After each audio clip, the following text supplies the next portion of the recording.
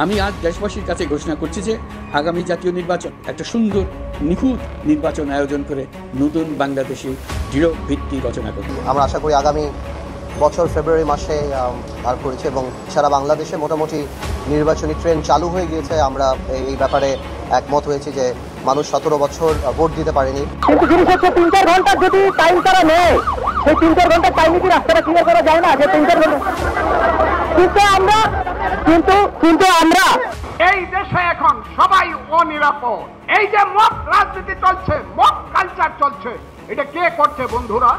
সাম্প্রতিক পাকিস্তান ভারত কিংবা Israel Iran যুদ্ধ আবার মনে করিয়ে দিয়েছে রক্ত দিয়ে কেনার স্বাধীনতা রক্ষা করা যাবে কিনা তা নির্ধারিত হয় আকাশেই। আমাদের এখানেও খবর ছড়িয়েছিল আমরা চীন থেকে J-10C কিনবো, পাকিস্তান থেকে আসছে F-17 থান্ডার।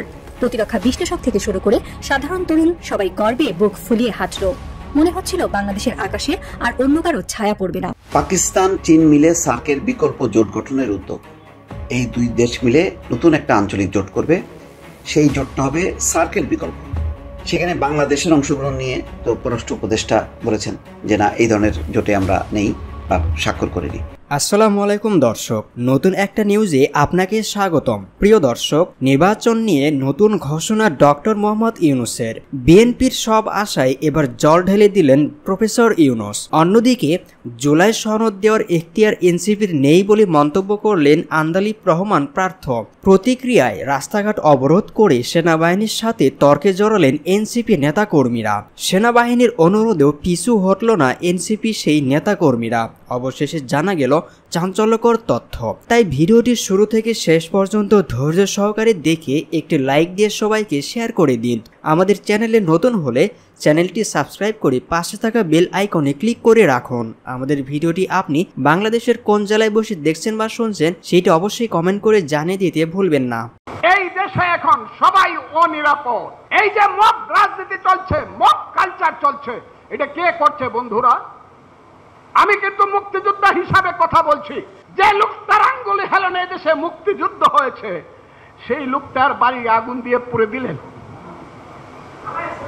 সেই বঙ্গবন্ধুর বাড়ি বুলডোজার চালায় দিলেন। কেউ প্রতিবাদ করলো না, সরকার কিছু করলো না, মিলিটারিরা চৌকিদারের ভূমিকায় অবতীর্ণ হইল। হাসিনার বঙ্গবন্ধু এক জিনিস না। আওয়ামী লীগ খারাপ করছে, এই জন্য মুক্তিযুদ্ধ খারাপ। হাসিনা খারাপ করছে, সেই কারণে বঙ্গবন্ধু খারাপ।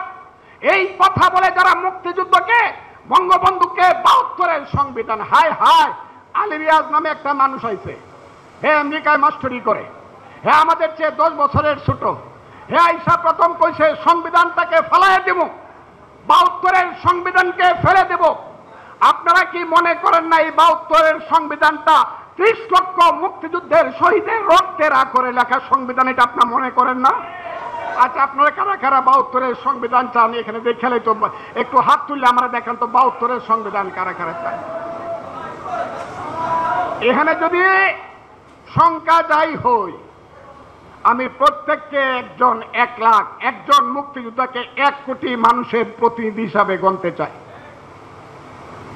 72-এর সংবিধান মুক্তিযুদ্ধের 30 লক্ষ লোকের শহীদের রক্তের আখরে লেখা সংবিধান। এইটা সময়ের সাথে সাথে প্রয়োজনে পার্লামেন্টের মাধ্যমে পরিবর্তন করা যাবে, আইনের মাধ্যমে। কিন্তু কেউ যদি ছুঁড়ে ফেলে দিতে চায়, তার বিরুদ্ধে আরেকটা মুক্তিযুদ্ধ অবশ্যই হবে বন্ধু। 5ই আগস্ট একটা হয়েছে এই দেশে, বলে আওয়ামী লীগ কি ছিল? ফ্যাসিস্ট। আমিও বললাম ফ্যাসিস্ট, কারণ আমি এত কথা বলছি হাসিনা সরকার ফ্যাসিস্ট, কিন্তু ফ্যাসিস্টের একটা নেতৃত্ব ছিল। প্রত্যেক জায়গাতে, সারা বাংলাদেশের প্রত্যেকটা থানায় ফ্যাসিস্ট হইল একজন নেতা ছিল। মানুষ বিপদে পড়লে ওই লোকটার কাছে যাইতে পারত। প্রত্যেক এমপি এলাকায় একজন এমপি ছিল, ইলেক্টেড অর নো ইলেক্টেড, সেইখানে গিয়ে মানুষ কথা বলতে পারত। সব জায়গাতে একটা নেতৃত্ব ছিল, সমস্ত জায়গাতে প্রশাসনিক দক্ষতা ছিল। আজকে এই দেশটা তো কোনো দেশ না ভাই। এই দেশের নেতা কে? কে এই দেশের নেতা? ইউনূস সাহেব একরকম কয়, উনি নোবেল লরিয়েট। এই ইউনূস সাহেব বলবে একরকম, ইউনূস সাহেবে বলার সঙ্গে সঙ্গে ওই যে বাচ্চা কাচ্চা ছেলে পেলেরা এরা বলবে না না না না, এটা তো আমরা মানি না, করতে হবে এইরকম। আবার এরা বলার সঙ্গে সঙ্গে একটা কালো শক্তি আছে, যারা 1971 সনের আমার মায়ের বোনের ইজ্জত নষ্ট করেছিল, যারা আমার হাজার হাজার বুদ্ধিজীবীকে হত্যা করেছিল, যারা এই দেশে আলবদর সৃষ্টি করে যারা এই দেশে গণহত্যা চালিয়েছিল, তারা সঙ্গে সঙ্গে বলবে না না না, এটা তো হতে পারে না, এটা আমরা মানি না। আমাদের মতো করে চলতে হবে। এই দেশ হবে আফগানিস্তান, এই দেশ হবে সিরিয়া, এই দেশ হবে লিবিয়া, লেবানন, এই দেশ হবে জঙ্গিদের দেশ। এইটা কি করার জন্য আমরা যুদ্ধ করেছিলাম বন্ধুরা? আপনারা বলুন তো দেখি। আমরা তো এটা করার জন্য যুদ্ধ করি নাই।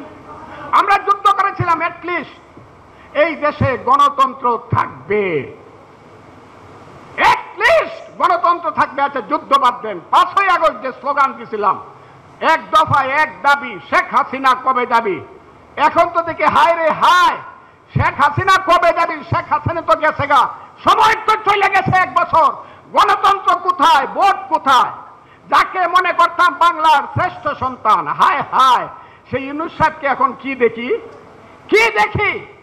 জনাব ইউনূস সাহেবকে দেখি উনি ক্ষমতাকে দীর্ঘায়িত করার জন্য, প্রলম্বিত করার জন্য, ক্ষমতার মসনদকে আঁকড়ে থাকার জন্য উনি বারে বারে এই ফোর্স, ওই শক্তি জাতীয় আন্তর্জাতিক শক্তির মাধ্যমে চক্রান্ত করে আমার দেশের সমুদ্র বন্দর অন্যকে দিয়ে দিতে চায়, আমার দেশের সেন্ট মার্টিন দ্বীপ বিদেশিদেরকে ওই স্টিমার লাগাইয়া দিতে চায়, আমার দেশের গাজা উপত্যকা বানানোর জন্য আরাকানকে করিডোর দিতে চায়। এটাকে আপনারা দিতে চান বন্ধুরা? সারা জীবন যুদ্ধ হবে। আমি থাকবো না, আপনি থাকবেন না, ইউনূস সাহেব থাকবে না, কিন্তু এই দেশে কিন্তু ওই সেন্ট মার্টিন দ্বীপ যদি চলে যায়, বিদেশের একটা স্টিমার লাগায় রাইকা শুধু বন্দুকের নলটা বাংলাদেশের উত্তর দিকে দিয়ে দিবে। আপনি নিশ্চুপ করে থাকবেন, আপনি হবেন গোলামের ছেলে গোলাম, আপনি হবেন দিয়েগো গার্সিয়া, আপনি হবেন ফিলিপাইন, আপনি হবেন পৃথিবীর একটা অধিকৃত দেশ। যদি সেন্ট মার্টিনে শক্তিমান দেশের স্টিমার লাগাই দিতে পারে, আন্তর্জাতিক লাগাই দিবে, সেন্ট মার্টিনের সমস্ত অধিবাসীকে এখান থেকে তাড়াইয়া দেওয়া হচ্ছে। আমি বলতে চাই, ইউনূস সাহেব বলেছে আমরা সমুদ্র বন্দর দিয়ে দিব, যদি কেউ তার প্রতিবাদ করে তাদেরকে প্রতিহত করতে হবে। আমি বলছি ইউনূস সাহেব, আপনাকে আমি সম্মান করি, বেশি কথা কইেন না, অতবার দুধ দিয়া মাখায়েন না।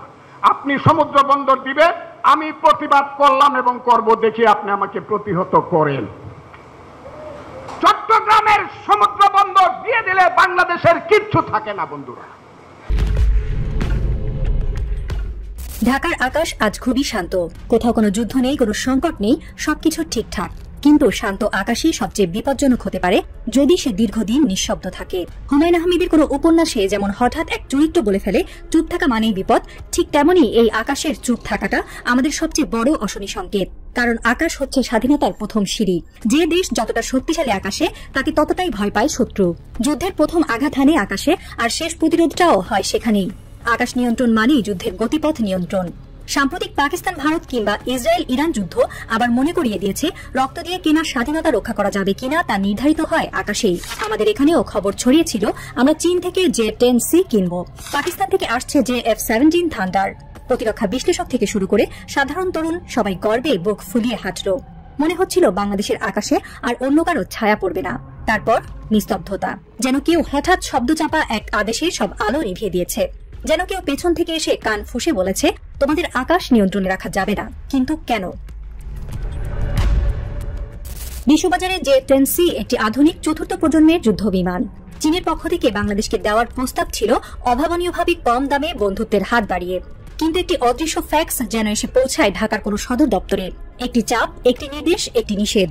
এই চাপ নাকি আসে শুধু দিল্লি থেকে। ভারতের সাউথ ব্ল্যাক এবং প্রধান গোয়েন্দা সংস্থার র সক্রিয়ভাবে হস্তক্ষেপ করে। বাংলাদেশের র এর কিছু বিশেষ দূত গোপনে কাজ করে, যাদের একটাই মিশন বাংলাদেশ যেন চীন বা পাকিস্তান থেকে আধুনিক যুদ্ধবিমান না নেয়।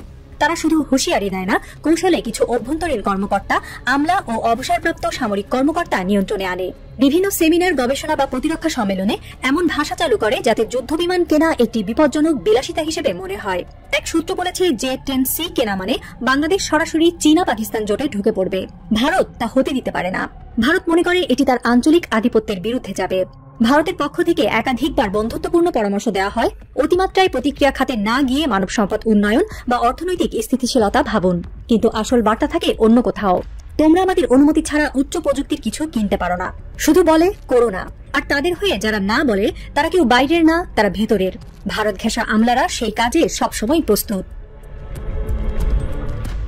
স্বাধীনতার ৫৫ বছরে বাংলাদেশে একটি কার্যকর মাল্টিরোল যুদ্ধ বিমানও তৈরি করতে পারেনি।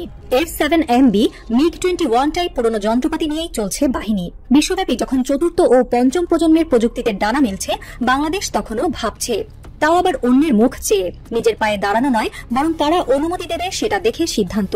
এই জাতিকে কেউ শেখায়নি স্বাধীনতা মানে শুধু জাতীয় সঙ্গীত না, আকাশ প্রতিরক্ষাও। বাংলাদেশের প্রতিরক্ষা ব্যবস্থার ভেতরে এমন একটি দালাল শ্রেণী গড়ে উঠেছে যারা ভারতীয় লবির প্রতি অন্ধ আনুগত্যে বিশ্বাসী। তাদের যুক্তি, ভারতের রোশানলে পড়লে প্রতিবেশী বৈরিতা তৈরি হবে। তারা ভয় দেখায় সামরিক উত্তেজনার, আর সেই ভয়েই বাংলাদেশকে গলা টিপে ধরে রাখে। এরা বহু বছর ধরে প্রতিরক্ষা খাতে নিজেদের প্রভাব বিস্তার করেছে। যুদ্ধ বিমান কেনার পরিকল্পনার সামনে এলে তারা লবিং শুরু করে। এই মুহূর্তে দরকার নেই, রক্ষণাবেক্ষণ ব্যয় অনেক বেশি। চীন পাকিস্তান মানে পশ্চিমা সহায়তা হারানোর ঝুঁকি, এই কথা বলে তারা পরিকল্পনা থামিয়ে দেয়। আরেক পক্ষ ভারতপ্রেমী বুদ্ধিজীবী নামধারী লবিরা। তারা বিভিন্ন টকশো, লেখালেখি বা পলিসি পেপারে এমনভাবে বিষয়টি উপস্থাপন করে যেন যুদ্ধ বিমান না কেনাটাই বাস্তববাদ, যেন আকাশে নিরাপত্তা নয়, কূটনীতি দিয়েই সব সমস্যার সমাধান সম্ভব। এই দুই শ্রেণীর চাপে পড়ে বাংলাদেশের স্বাধীন প্রতিরক্ষা নীতিও আজ অন্যের ইচ্ছার অনুবাদ মাত্র। পাকিস্তান চীন মিলে সার্কের বিকল্প জোট গঠনের উদ্যোগ। এই দুই দেশ মিলে নতুন একটা আঞ্চলিক জোট করবে। সেই জোটটা হবে সার্কের বিকল্প। সেখানে বাংলাদেশের অংশগ্রহণ নিয়ে তো পররাষ্ট্র উপদেষ্টা বলেছেন যে না, এই ধরনের জোটে আমরা নেই বা স্বাক্ষর করিনি। কিন্তু চীনের থেকেই সেই ঘোষণা এসছে। সম্ভবত বাংলাদেশ এই মুহূর্তে সেটা প্রকাশ করছে না বা বলতে চাচ্ছে না যে ভারত আবার বেঁকে বসে কিনা, নতুন কোনো সমস্যা হয় কিনা, সেসব কারণে। কিন্তু এরকম একটি প্রস্তাবনা কিন্তু যথেষ্ট এগিয়েছে, বোঝা যাচ্ছে।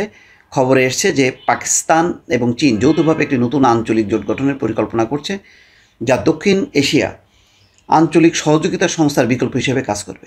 যেহেতু সার্ককে কোনোভাবেই জীবিত করা যাচ্ছে না ভারতের আপত্তির কারণে, কোনো আগ্রহ নেই ভারতের পাকিস্তানকে নিয়ে কোনো জোট করা, সুতরাং পাকিস্তান ভাবছে যদি বিকল্প একটা জোট করা যায়, তাতে চীন যদি যুক্ত হয়, তাহলে হয়তো শ্রীলঙ্কা, ভুটান, নেপাল, এমনকি বাংলাদেশ চলে আসতে পারে।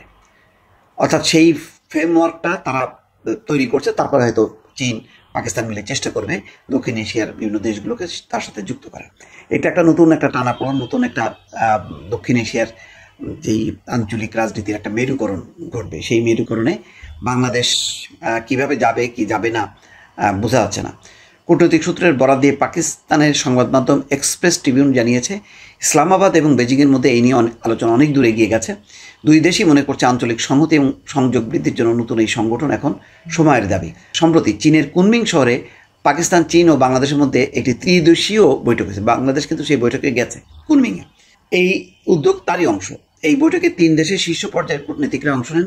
এটি এমন একটা ঘটনা যা প্রতিবেশী ভারতকে ভাবিয়ে তুলেছে। এই যে ভাবিয়ে তুলেছে, এই কারণে কিন্তু বাংলাদেশ এখন বলছে যে না, আমরা এরকম জোট করিনি, তবে জোট হলে আমরা যাব না এমন ঘোষণাও কিন্তু দেয়নি। অর্থাৎ এখন একটা কূটনৈতিক বার্গেনিংয়ের মধ্যে আসবে। ভারত যদি বাংলাদেশকে অসহযোগিতা করতে থাকে, তার রপ্তানি বাণিজ্য সমস্ত কিছুতে বাংলাদেশকে ব্লক করার চেষ্টা করে, বাংলাদেশ তখন বাধ্য হয়ে ওই জোটে যাবে। এটি স্বাভাবিক। গত 19 জুন কুনমিং বৈঠকের মূল লক্ষ্য ছিল সার্কের সদস্য দেশগুলোকে প্রস্তাবিত এই জোটে আমন্ত্রণ জানানো। সূত্র জানায় ভারতকেও এই নতুন ফোরামে যোগ দেওয়ার আমন্ত্রণ জানানো হবে। তবে ভারতের স্বার্থ এবং অবস্থান ভিন্ন হওয়ায় তারা ইতিবাচক সাড়া দেবে এমন সম্ভাবনা খুবই কম। তবে শ্রীলঙ্কা, মালদ্বীপ, আফগানিস্তান সহ দক্ষিণ এশিয়ার অন্যান্য দেশ এই নতুন জোটে যোগ দিতে পারে বলে ধারণা করা হচ্ছে। নতুন এই সংগঠনের মূল উদ্দেশ্য হচ্ছে আঞ্চলিক বাণিজ্য সংযোগ এবং সহযোগিতা বৃদ্ধি। যদি এই প্রস্তাব বাস্তবায়িত হয়, তবে সার্কের কার্যক্রম প্রায় সম্পূর্ণরূপে বন্ধ হয়ে যাবে। একসময় সার্ককে দক্ষিণ এশিয়ার ইউরোপিয়ান ইউনিয়ন অর্থাৎ ইউ বলা হতো, কিন্তু ভারত পাকিস্তানের বৈরী সম্পর্কের কারণে সেই সম্ভাবনার শেষ বা সেই লক্ষ্য, যে লক্ষ্যগুলি নির্ধারণ করা হয়েছিল, যে দারিদ্র্য বিমোচন এবং জ্বালানি সহ অর্থনৈতিক উন্নয়নের একটি নতুন দিগন্ত সূচনা করবে দেশগুলো, কিন্তু সেটি আর হয়ে ওঠেনি। সার্ক সর্বশেষ শীর্ষ সম্মেলন আয়োজন করেছিল 1 দশক আগে। 2016 সালে ইসলামাবাদের সার্ক সম্মেলন হওয়ার কথা ছিল, কিন্তু ভারত বয়কট করে। সেই সময় বাংলাদেশের প্রধানমন্ত্রী শেখ হাসিনা সরকারও ভারতের সঙ্গে একত্রতা প্রকাশ করে সম্মেলনে যোগ না দেওয়া বর্জন করে। এরপর থেকে সার্ক পুনর্জীবিত করতে কোনো ধরনের বড় উদ্যোগ নেওয়া হয়নি, যদিও পাকিস্তান সম্মেলন আয়োজন করতে খুবই আগ্রহী ছিল। সম্প্রতি সার্ক আরও একটি বড় ধাক্কা খেয়েছে যখন ভারতের পক্ষ থেকে পাকিস্তানি ব্যবসায়ীদের জন্য সার্কের অধীনে বিশেষ ভিসা সুবিধা বন্ধ করে দেওয়া হয়েছে, যা পেহেলগাম ঘটনার পরে। পাকিস্তান ও চীন গত কয়েক মাস ধরে এই নতুন জোট নিয়ে আলোচনা চালিয়ে যাচ্ছে এবং তারা সিদ্ধান্তে পৌঁছেছে যে সমমনা দেশগুলোকে একত্রিত করে ভবিষ্যতে একটি শক্তিশালী জোট করা উচিত। এবং এই পর্যবেক্ষকদের মতে ভারত তার ভিন্ন মতপূর্ণ অবস্থানের কারণে সাংহাই কোঅপারেশন এর মতো অন্যান্য আঞ্চলিক জোটেও নিজেকে কিছুটা প্রাসঙ্গিক মনে করছে। ভারতের প্রধানমন্ত্রী নরেন্দ্র মোদী SCO এর শেষ দুটি শীর্ষ সম্মেলনে যোগ দেননি। এই 10 সদস্য বিশিষ্ট নিরাপত্তা জোটে চীন, রাশিয়া, ইরান, পাকিস্তান এবং মধ্য এশিয়ার কয়েকটি দেশ রয়েছে। চীন এবং রাশিয়ার উপস্থিতির কারণে SCO-কে অনেক সময় পশ্চিমাদের বিরুদ্ধে একটি শক্তিশালী আঞ্চলিক জোট হিসাবে বিবেচনা করা হয়, কিন্তু সাম্প্রতিক বছরগুলোতে SCO-র এজেন্ডার সঙ্গে ভারত ক্রমশ দূরত্ব তৈরি করছে। অর্থাৎ যেখানে পাকিস্তান আছে সেখানে ভারত থাকতে চাইছে না। তো সেই কারণে সার্কের একটা বিকল্প জোট করার একটা চ্যালেঞ্জ, যেটা ভারতের জন্য নতুন একটা চ্যালেঞ্জ তৈরি হবে, যে তারা এই জোটে যদি না থাকার সম্ভাবনাই আছে। যদি বাংলাদেশ সহ তার আশেপাশের দেশগুলো যোগ দেয় তাহলে ভারত অনেকটা কোণঠাসা হবে। এদিকে নোয়াখালীতে আওয়ামী লীগ নেতার মাকে কুপিয়ে স্বর্ণালংকার ও নগদ টাকা লুট। নোয়াখালীর কবিরহাটে ঘরে ঢুকে এক বৃদ্ধ নারীকে কুপিয়ে গুরুতর জখম করেছে দুর্বৃত্তরা। এ সময় তারা লুট করেছে 4 ভরি স্বর্ণালংকার ও 3.5 লাখ টাকা। গতকাল সন্ধ্যায় উপজেলার ধানসিঁড়ি ইউনিয়নের জগদানন্দ গ্রামে এই ঘটনা ঘটে। আহত হোসনে আরা বেগম স্থানীয় আওয়ামী লীগ নেতা মোহাম্মদ কামাল খানের মা। কামাল খান উপজেলা আওয়ামী লীগের কোষাধ্যক্ষ এবং ধানসিঁড়ি ইউনিয়ন পরিষদের সাবেক চেয়ারম্যান ছিলেন।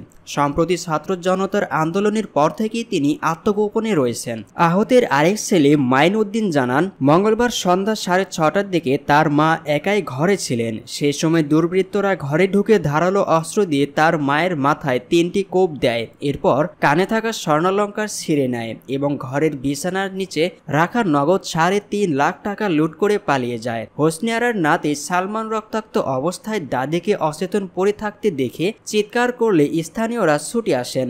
পরে তাকে উদ্ধার করে প্রথমে নোয়াখালী জেনারেল হাসপাতালে ভর্তি করা হয়। রাতেই উন্নত চিকিৎসার জন্য ঢাকায় পাঠানো হয়। আহতের ছেলে মাইন উদ্দিন বলেন, এটি শুধুই চুরি নয়, পরিকল্পিত ডাকাতি। আমার মা সবসময় স্বর্ণালংকার পরতেন, তাকে যেভাবে কোপানো হয়েছে তা বর্বরতা। কবিরহাট থানার ভারপ্রাপ্ত কর্মকর্তা শাহিন মিয়া জানান, খবর পেয়ে পুলিশ ঘটনাস্থল পরিদর্শন করেছে। প্রাথমিকভাবে ধারণা করা হচ্ছে লুট করে এসে দুর্বৃত্তরা চেনা পড়ে যাওয়ার ভয়ে হামলা চালিয়েছে। ঘটনায় জড়িতদের শনাক্ত ও গ্রেপ্তারের তদন্ত অব্যাহত রয়েছে।